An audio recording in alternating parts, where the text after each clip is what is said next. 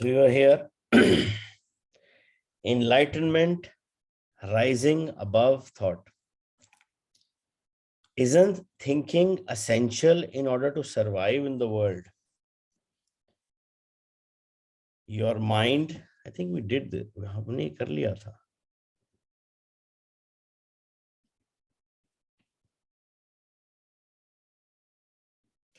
We were emotional reaction भी हो गया था.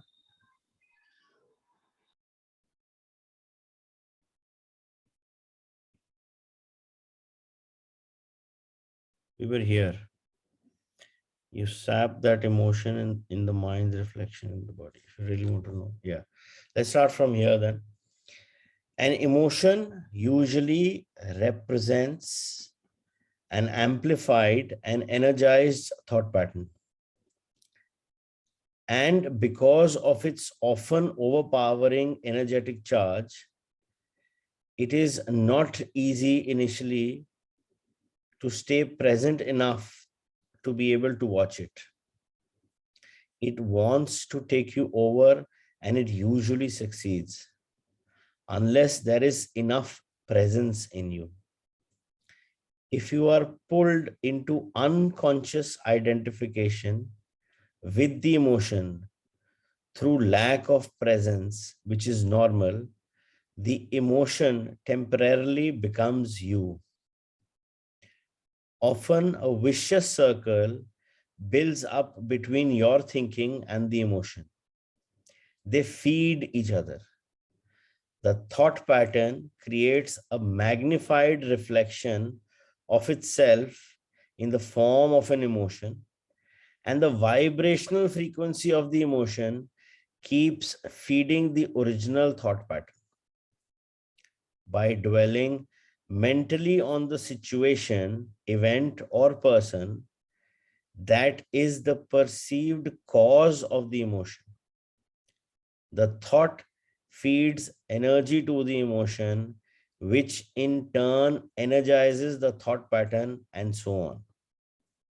Basically, all emotions are modifications of one primordial, undifferentiated emotion that has its origin in the loss of awareness of who you are beyond name and form.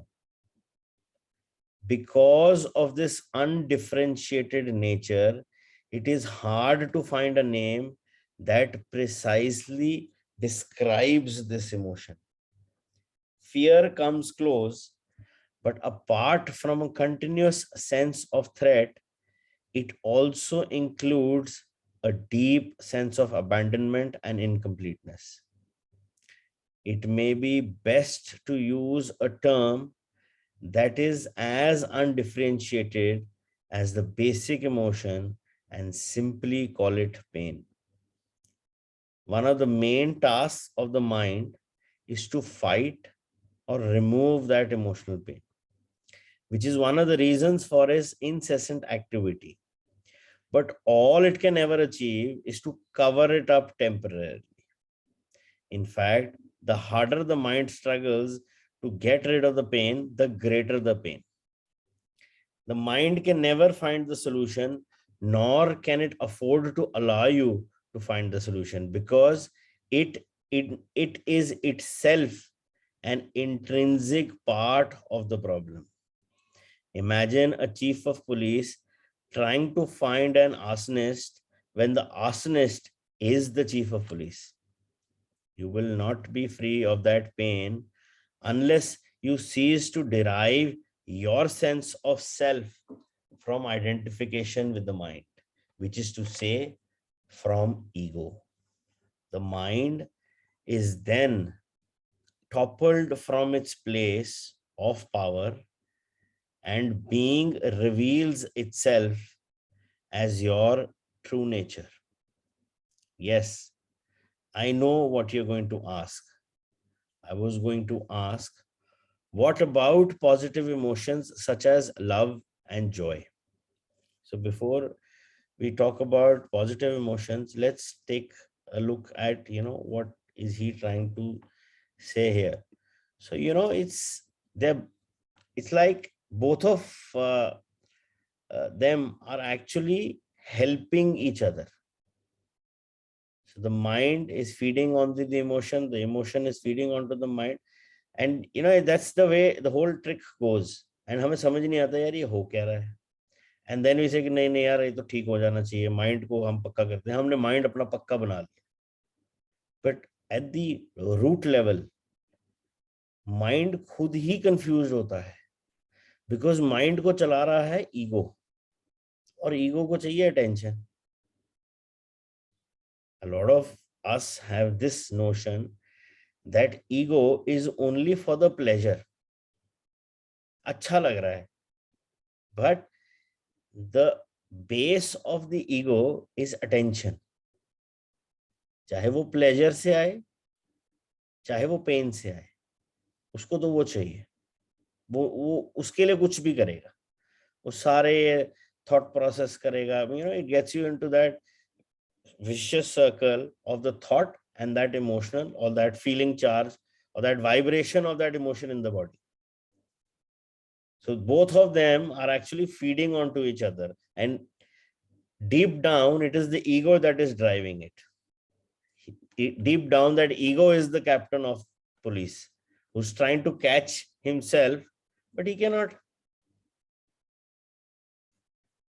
So this is when we are talking about when it's primarily a fear associated with a thought, and then you have that emotion of being anxious. So let's now look at if it's a positive emotion. They are inseparable from your natural state of inner connectedness with the being. Glimpses of love and joy or brief moments of deep peace are possible whenever a gap occurs in the stream of thought. For most people, such gaps happen rarely and only accidentally. In moments when the mind is rendered speechless, sometimes triggered by great beauty, extreme physical exertion, or even great danger. Suddenly there is inner stillness.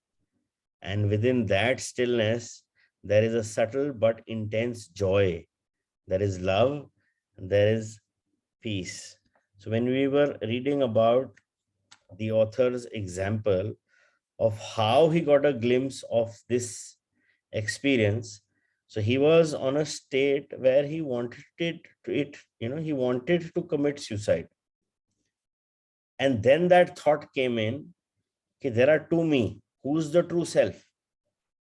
And he went deep into that, coming from that premise. So it can be triggered in an event of great beauty, an event of physical exertion, extreme exercises. Ruchi was telling me about this technique where you do this, a lot of rapid movement exercises, and then suddenly, you have that glimpse of that stillness experience where the mind is still. And yes, in terms of great danger, great danger experience is what was narrated by the author. Usually, such moments are short-lived as the mind quickly resumes its noise-making activity that we call thinking. Love, joy, and peace cannot flourish until you have freed yourself from mind dominance. But they are not what I would call emotions. They lie beyond the emotions on a much deeper level. So you need to be fully conscious of your emotions and be able to feel them before you can feel that which lies beyond them. Emotion literally means disturbance.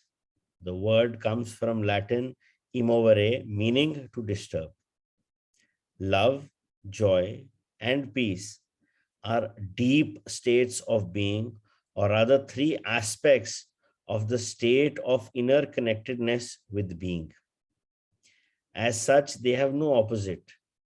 This is because they arise from beyond the mind. Emotions, on the other hand, being part of this dualistic mind, are subject to the law of opposites.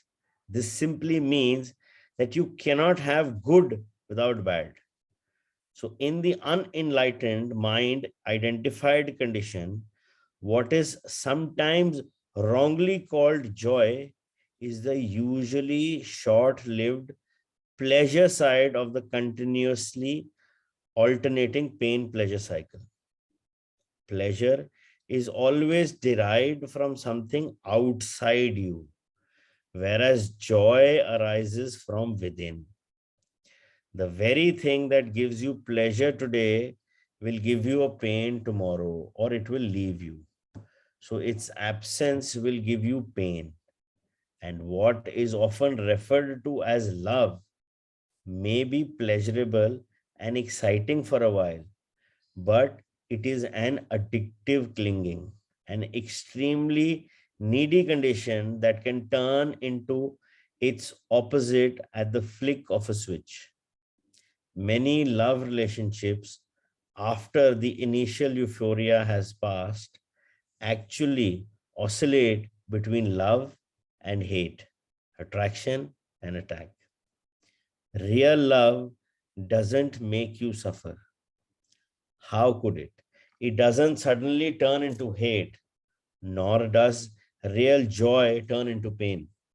As I said, even before you are enlightened, before you have freed yourself from your mind, you may get glimpses of true joy, true love, or of a deep inner peace, still but vibrantly alive. These are aspects of your true nature which is usually obscured by the mind. Even within a normal addictive relationship, there can be moments when the presence of something more genuine, something incorruptible can be felt. But they will only be glimpses soon to be covered up again through mind interference. It may seem, it may then seem that you have had something very precious and lost it.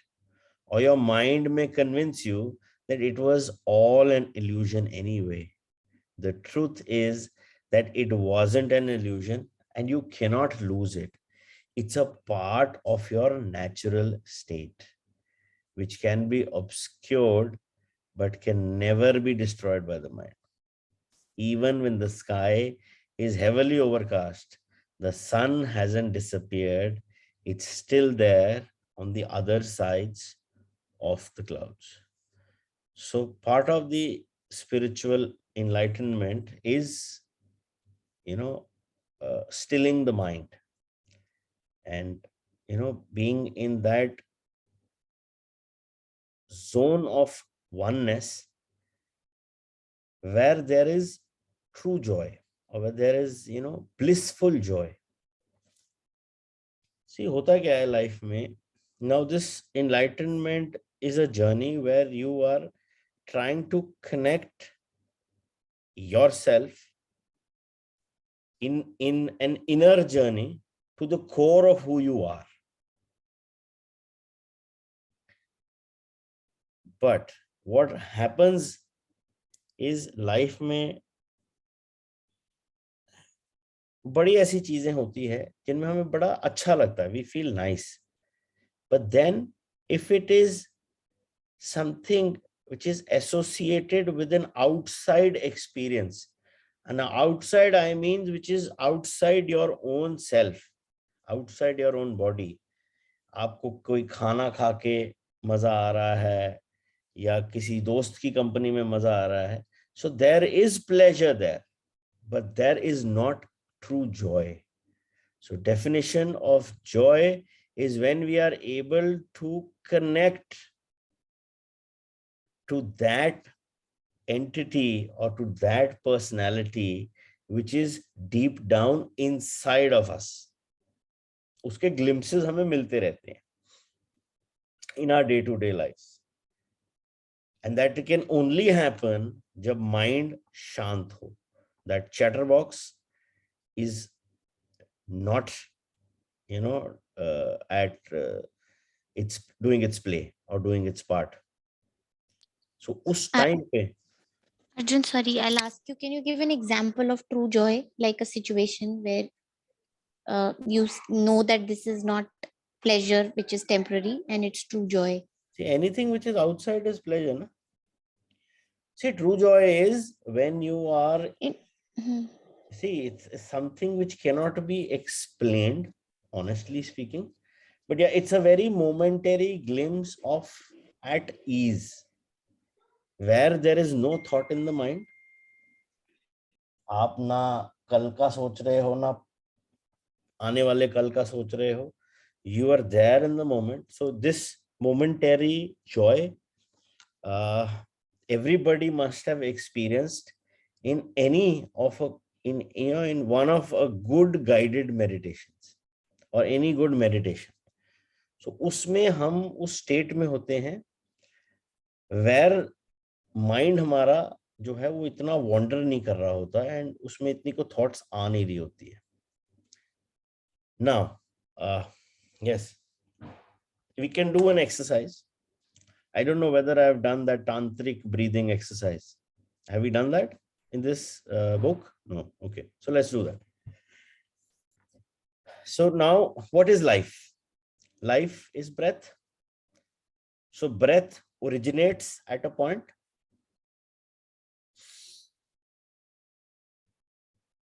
This is point A.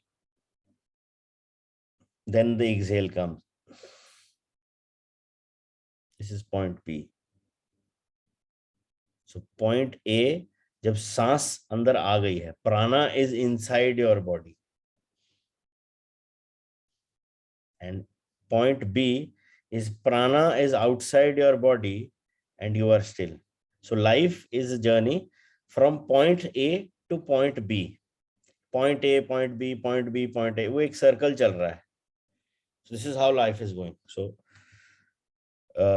all of us, let's do this. We'll take a breath, stop for 2 seconds, and then exhale and stop for 2 seconds. And we do it 5 times. So this is called a tantric breathing technique. So let's start. Inhale, exhale. Inhale, exhale.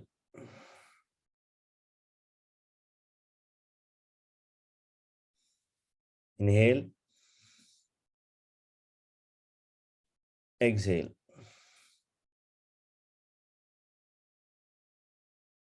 Inhale, exhale. Inhale, exhale. Continue to regular breathing. Now point A pe or point B pe, there is no mind. If you concentrate on point A and at point B, mind का chatter नहीं है. So that is a small glimpse of no mind. And there are many other exercises. But yeah, ये सारे जो है वे बड़े momentary glimpses होते हैं of no mind. इन्हीं glimpses को और बढ़ा के, you know, we need to increase the duration of this experience. So this is connecting to that oneness inside of you, where there is, the mind is still, the mind is shant. वो कोई chatter नहीं, जो chatter box नहीं बन रहा. Meditations में बहुत होता है.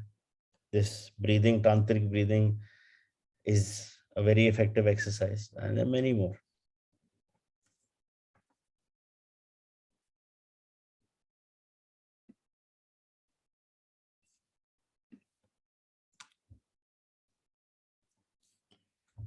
The Buddha says that pain or suffering arises through desire or craving, and that to be free of pain, we need to cut the bonds of desire.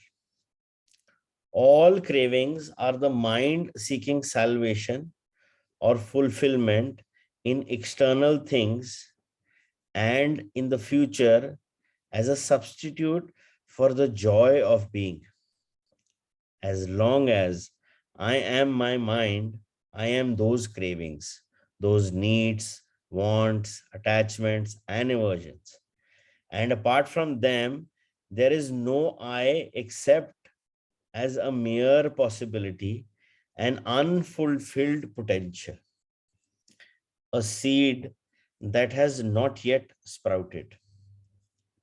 In that state, even my desire to become free or enlightened is just another craving for fulfillment or completion in the future. So don't seek to become free of desire or achieve enlightenment. Become present. Be there as the observer of the mind.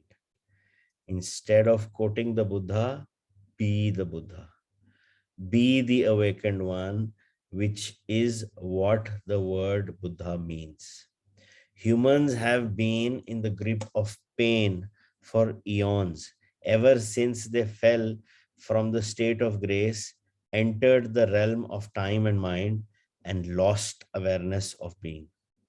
At that point, they started to perceive themselves as meaningless fragments in an alien universe, unconnected to the source and to each other. Pain is inevitable as long as you are identified with your mind, which is to say, as long as you are unconscious, spiritually speaking.